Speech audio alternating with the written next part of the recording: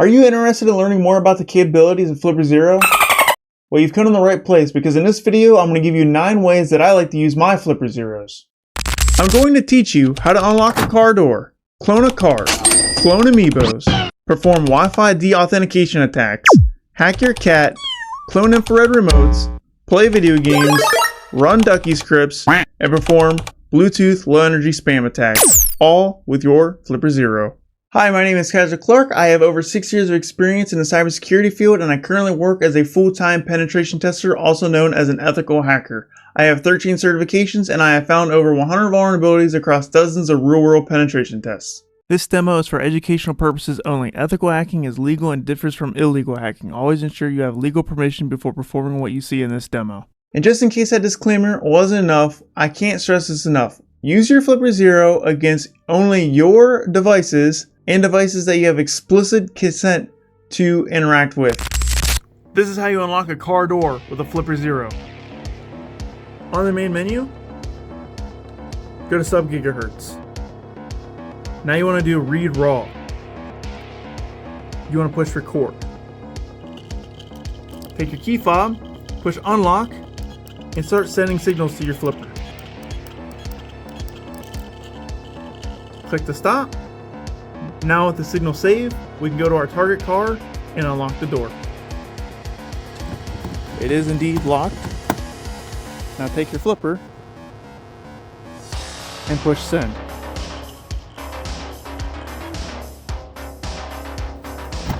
And we're in. Okay, so contrary to popular belief, this actually does work. However, it doesn't work against most modern cars. So I will say that right off the rip. So my car, which is what's shown in this demo here, is a 2012 Nissan Versa, and this attack absolutely works against my car. The only thing that you have to make sure of when you're doing this is you have to make sure that when you record the signal of the key fob, you have to be in a location nowhere near your car, because if the car receives those signals that you're recording, those signals are no longer valid. So you have to record the signal in an area that is completely separate away from your car, which is why you see 2 different scenes here, where I'm recording it and then where I'm actually sending the signal again from the flipper. This is how you clone a card with a Flipper Zero.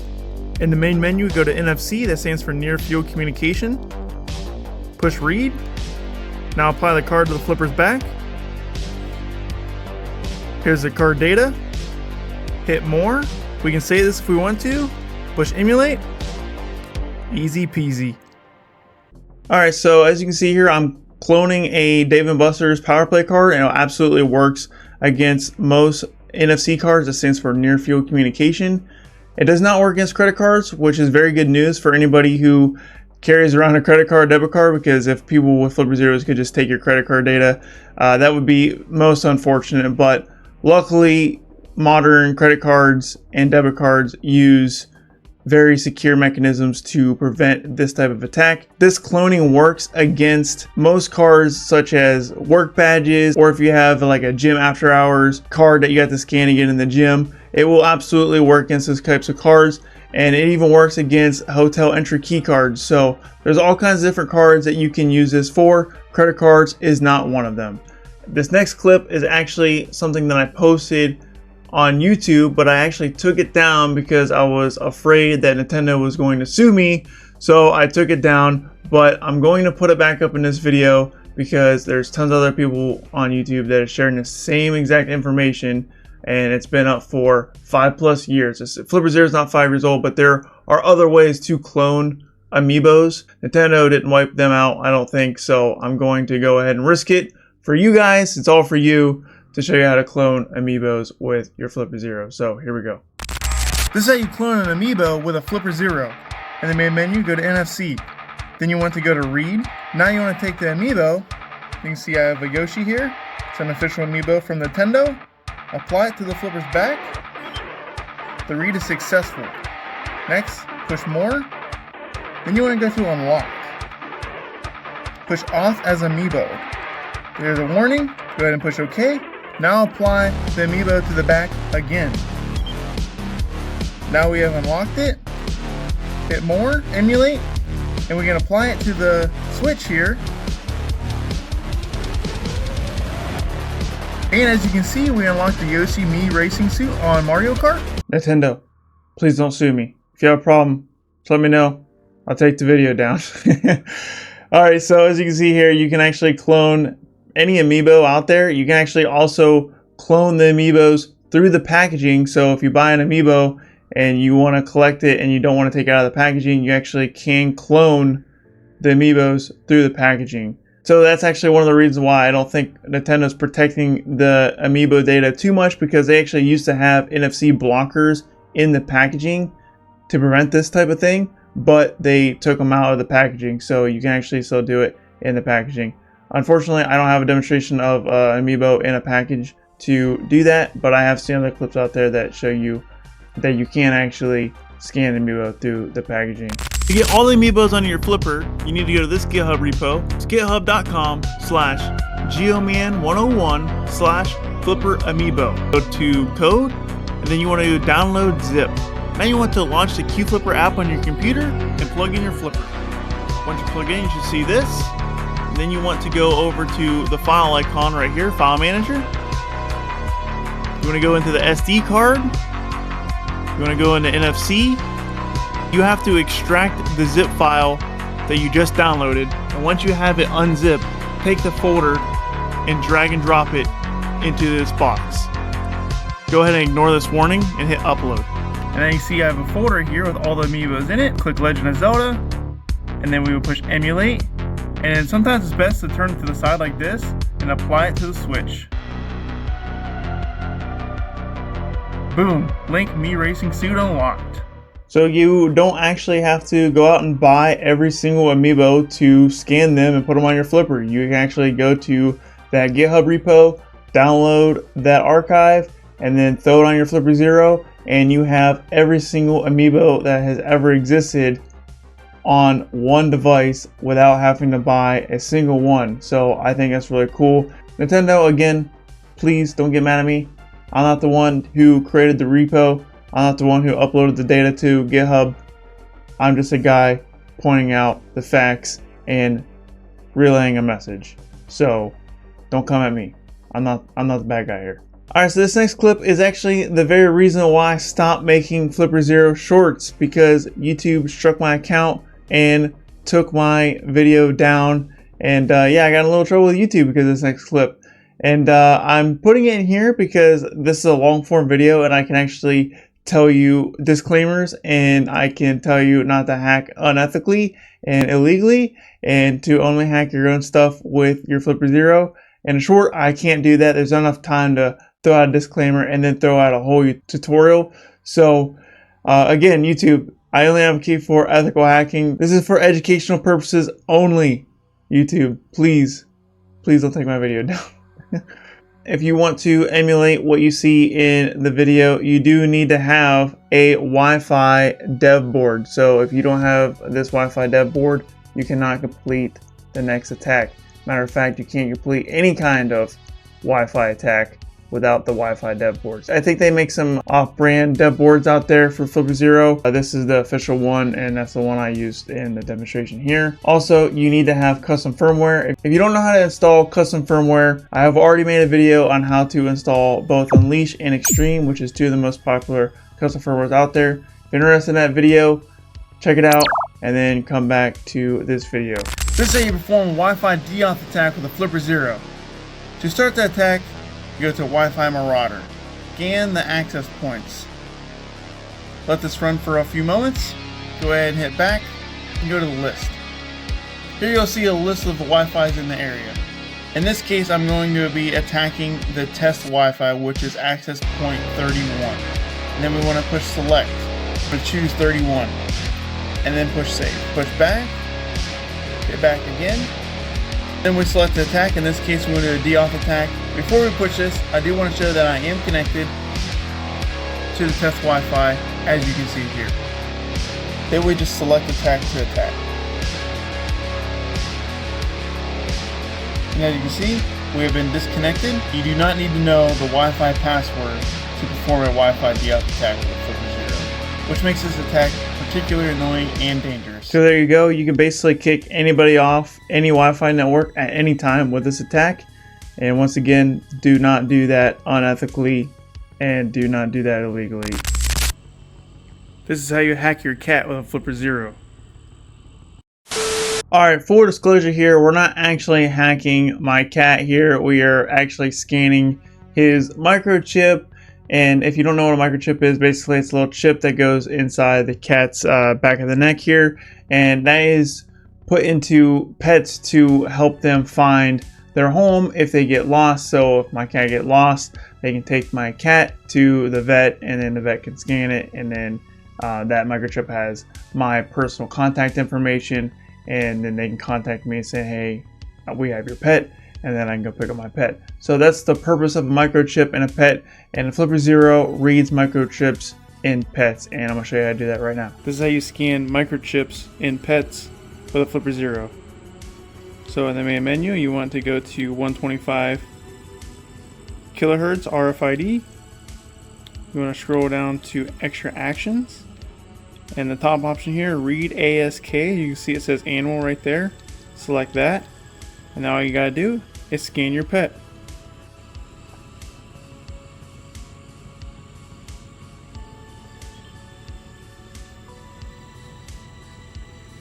And it's pretty straightforward to scan a microchip in a pet. However, I do have a lot of issues scanning my cat's microchips. I'm not entirely sure if it's because it's a weak signal from the RFID chip inside of them, or if it's just they got too much muscle, fat, and skin and fur in the way of the signal. But sometimes it's really hard to scan these.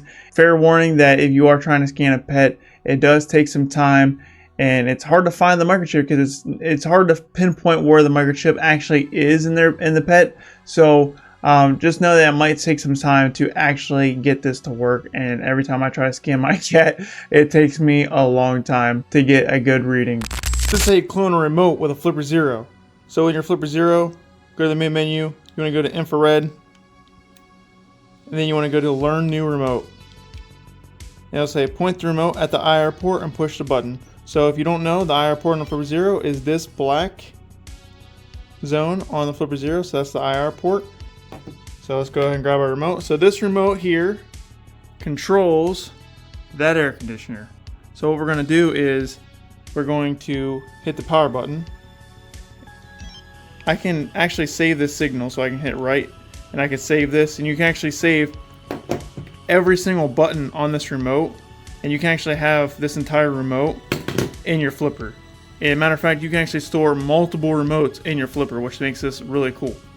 But we're not going to save it because I really don't want to save this. So as you can see, I can push the center button to send, and we are going to send the signal to the air conditioner.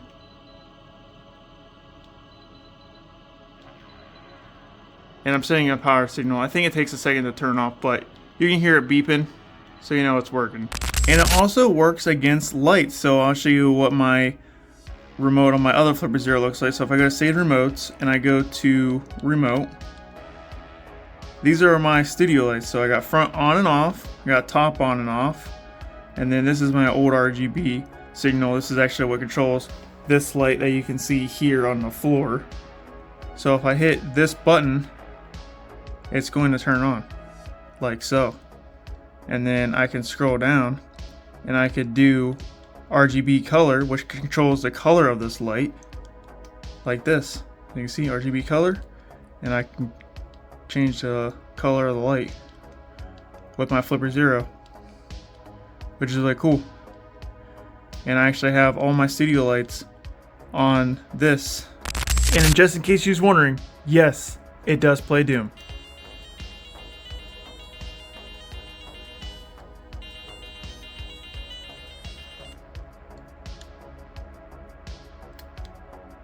This is like a mini version of Doom, but it is playable. It is pretty hard to play with one finger, one thumb, I will admit, but it does work.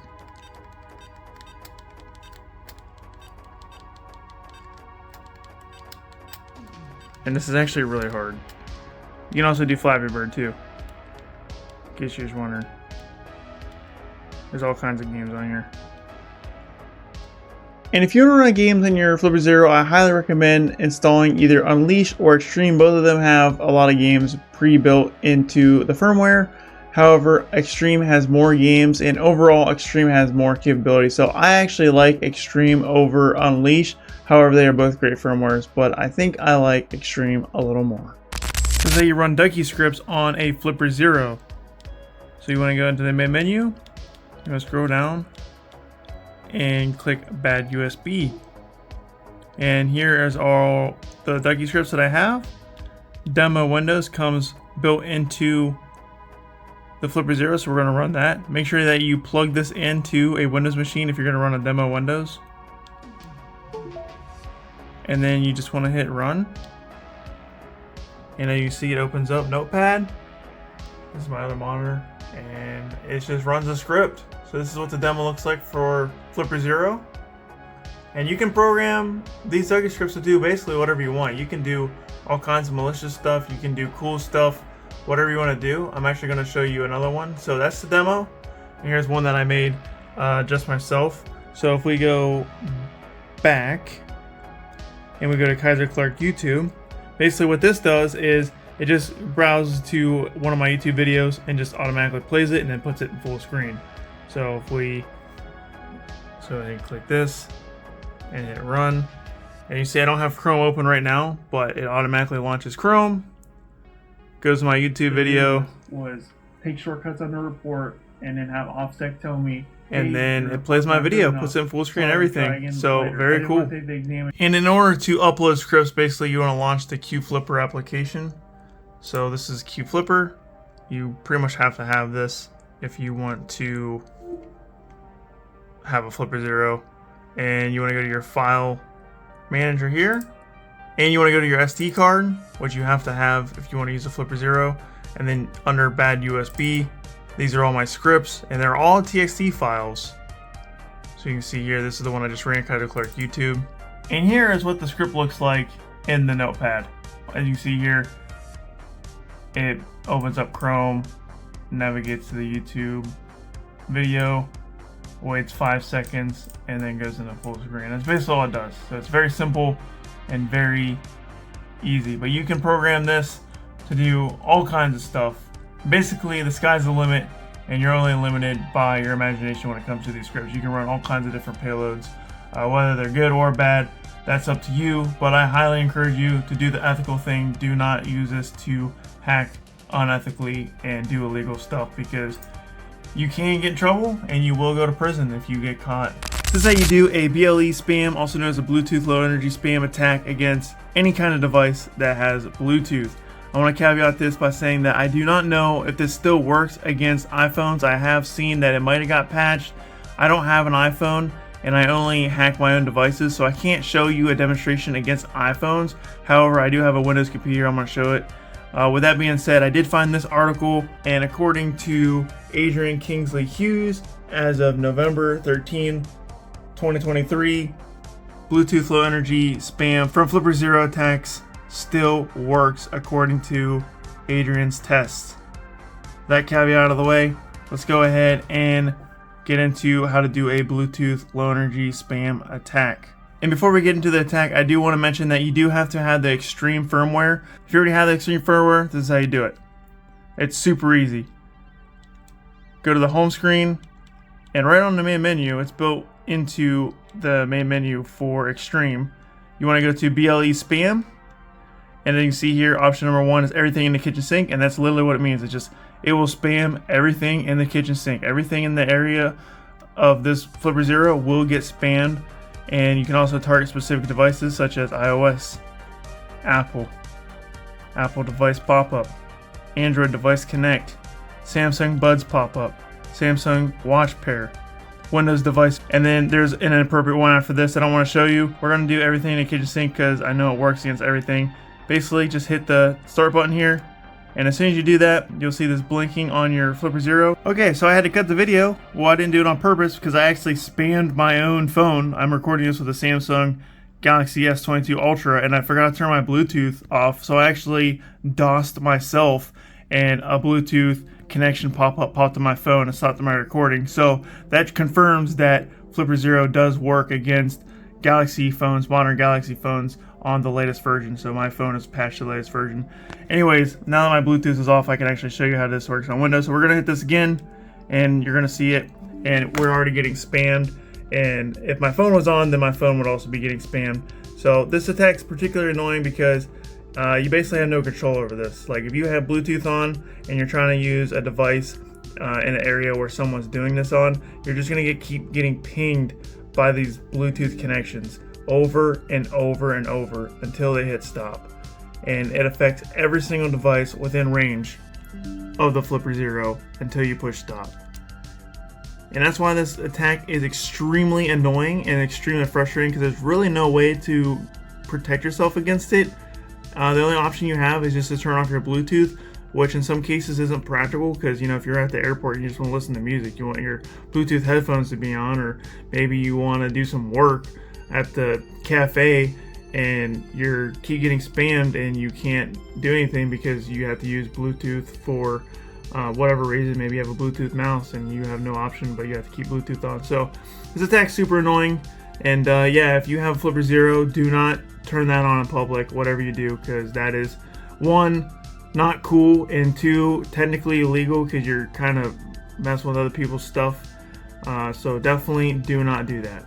Only spam your own stuff. So there you have it, 9 things that you can do with your Flipper Zero. If you got value out of this video, do me a favor and hit the like button and subscribe for more hacking and cybersecurity content. And hopefully I see you in the next video. Take care.